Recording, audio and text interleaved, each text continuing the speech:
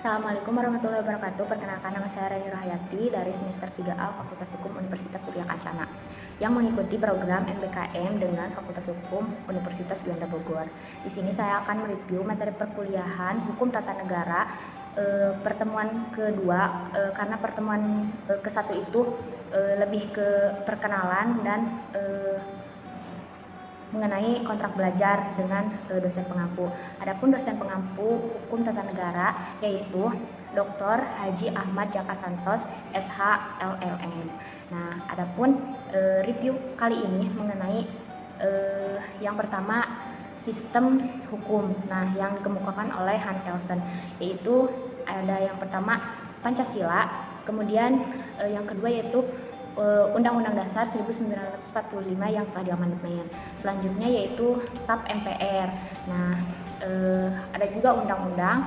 Nah, dan yang terakhir yaitu peraturan pelaksanaan. Kemudian pengertian hukum positif. Nah, hukum positif ini adalah hukum yang berlaku pada suatu saat atau di tempat tertentu. Nah, misal kalau hukum positif yang berlaku di Indonesia itu yaitu hukum yang bersumber dari KUHP dan juga hukum adat atau kebiasaan. Nah, dan juga ada hukum Islam karena di Indonesia itu menganut sistem hukum campuran. Nah, selanjutnya hukum tata negara positif. Nah, hukum tata negara positif itu adalah hukum tata negara yang berlaku pada suatu saat di tempat atau di negara tertentu saja ya. Kemudian hukum tata negara di Indonesia. Nah, jadi hukum tata negara yang berlaku pada saat tertentu yaitu di negara Indonesia.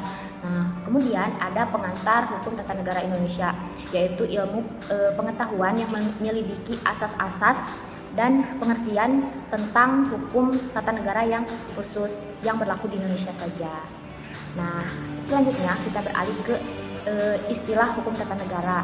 Istilah hukum tata negara dapat dibagi ke dalam dua bagian, yaitu dalam arti luas dan dalam arti sempit. Nah, dalam arti luas, hukum tata negara yang disamakan dengan artinya dengan hukum negara ya.